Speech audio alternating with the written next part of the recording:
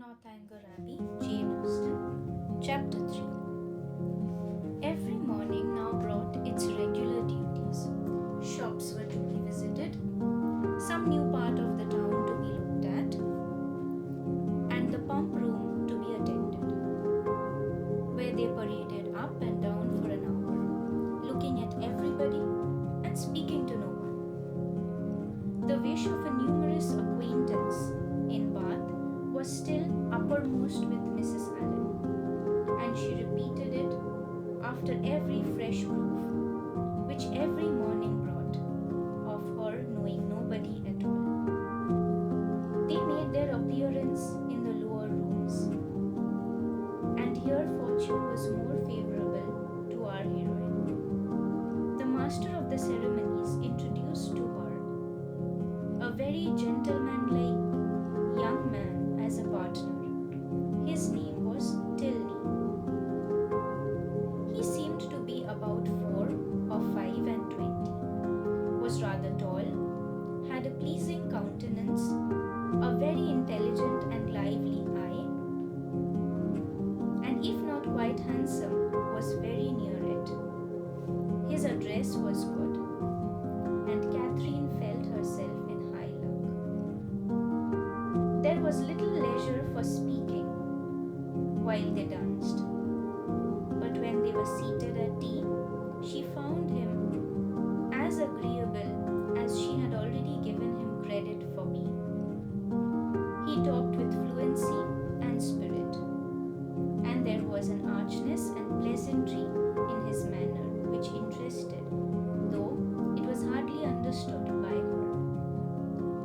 After chatting some time on such matters as naturally arose from the objects around them, he suddenly addressed her with, "I have hitherto been very remiss, madam, in the proper attentions of a partner here. I have not yet asked how long you have been in Bath, whether you were ever here before, whether you have been at the upper rooms, the theatre, and the concert, and how you like the place altogether. I have been very negligent. But are you now at leisure to satisfy me in these particulars? If you are, I will begin directly." "You need not give yourself that trouble, sir." "No trouble, I assure you, madam." Then forming his features into a set smile and affectionately softening his voice, he added with a simpering air, "Have you been long in Bath, madam?" "About a week, sir," replied Catherine, trying not to laugh. "Really?" with affected astonishment. "Why should you be surprised, sir?" "Why indeed," said he in his natural tone. "But some emotion must appear to be raised by your reply, and surprise is more easily assumed, and not less reasonable than any other. Now let us go on. Were you never here before, madam?" "Never, sir." "Indeed. Have you yet honored the upper rooms?" "Yes, sir, I was there last Monday." "Have you been to the theatre?" "Yes, sir, I was at the play on Tuesday." "To the concert?" "Yes, sir, on Wednesday." "And are you altogether pleased with Bath?" "Yes, I like it very well. Now I must give one smirk, and then we may be rational again." Catherine turned away her head, not knowing whether she might venture to laugh. "I see what you think of me," said he gravely. "I shall make but a poor figure in your journal tomorrow." "My journal?" "Yes, I know exactly what you will say. Friday went to the lower rooms, wore my sprigged muslin robe with blue trimmings, plain black shoes, appeared to much advantage, but was strangely harassed by a pure half-witted man who would make me dance with him and distressed me by his nonsense.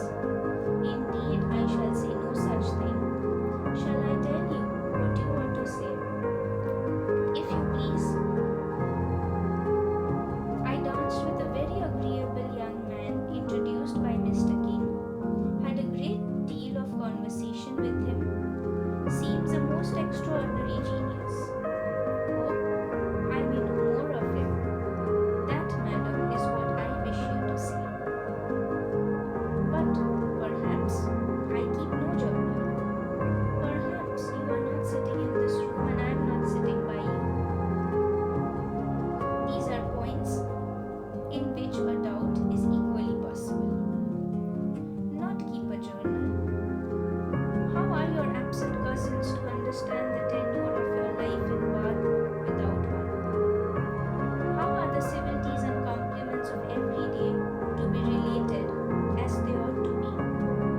just noted down every evening in a journal. How are your various dresses to be remembered, and the particular state of your complexion and curl of your hair to be described in all their diversities, without having constant recourse to a journal? My dear madam, I am not so ignorant of young ladies' ways as you wish to believe me. It is this delightful habit of journaling that largely contributes to form the easy style of writing for which ladies are so generally celebrated. Everybody allows that the talent of writing agreeable letters is particularly female. Nature may have done something, but I am sure it must be essentially assisted by the practice of keeping a journal.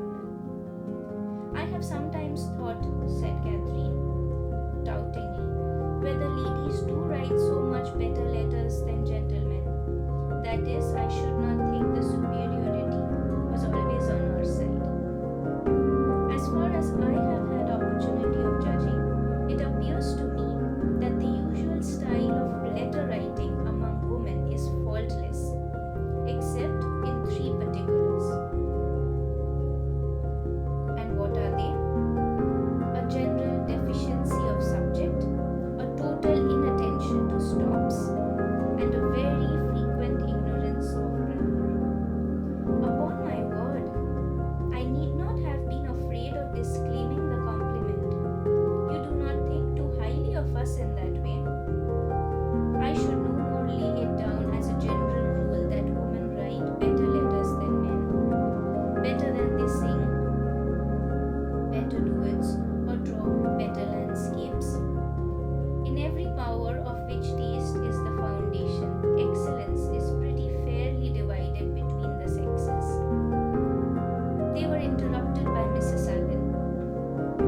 My dear Kathleen, said she, do take this pin out of my sleeve. I am afraid it has torn a hole already. I shall be quite sorry if it has, for this is a favourite gown, though it cost but 9 shillings a yard. That is exactly what I should have guessed it, madam, said Mr. Tilney, looking at the muslin. Do you understand muslins, sir? Particularly well. I always buy my own cravats, and I am allowed to be an excellent judge, and my sister has often trusted me in the choice of a gown. I bought one for her the other day, and it was pronounced to be a prodigious bargain by every lady who saw it. I gave but 5 shillings a yard for it, and a true Indian muslin. Mrs. Allen was quite struck by his genius. Men commonly take so little notice of those things, said she. I can never get Mr. Allen to know one of my gowns from another. You must be a great comfort to your sister, sir. I hope I am, madam. And pray, sir, what do you think of Miss Morland's gown? It is very pretty, madam, said he, gravely examining it. But I do not think it will wash well. I am afraid it will fray. How can you, said Catherine, laughing, be so, she had almost said strange. I am quite of your opinion, sir, replied Mrs. Allen. And so I told Miss Morland when she bought it. But then you know, madam, muslin always turns to some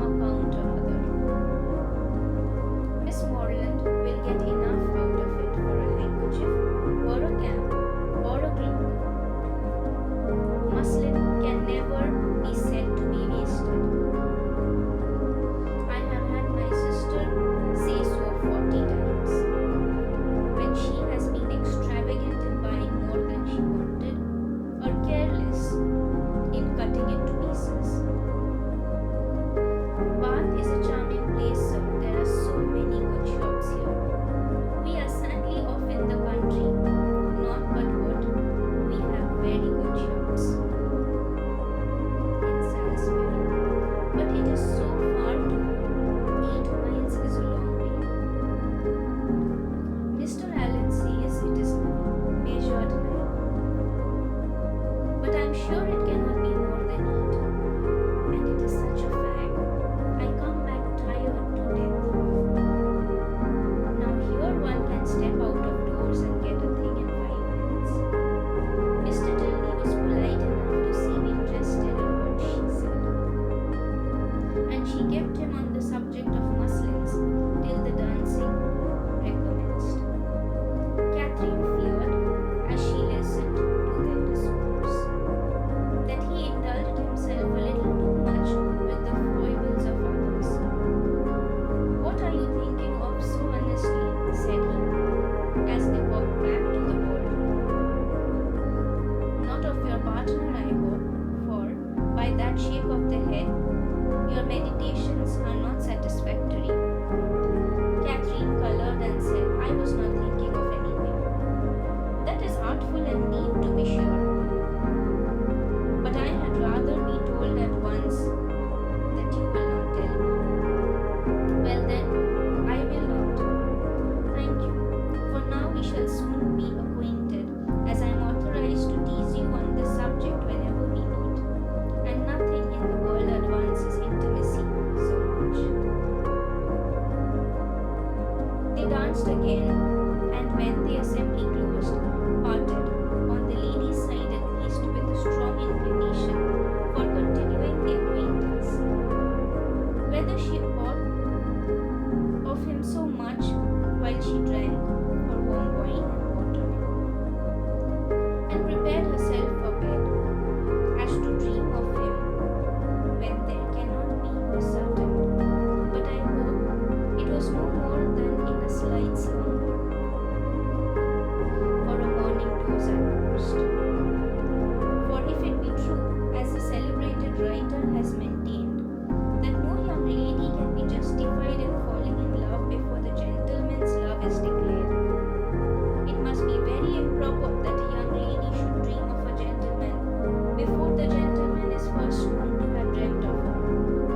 How proper Mr. Tilney might be as a dreamer or a lover had not yet perhaps entered Mr. Allen's head, but that he was not objectionable as a common acquaintance for his young charge, he was on his inquiry satisfied. For he had early in the evening taken pains to know who her partner was, and had been assured of Mr. Tilney's being a clergyman, and of a very respectable family in Gloucestershire.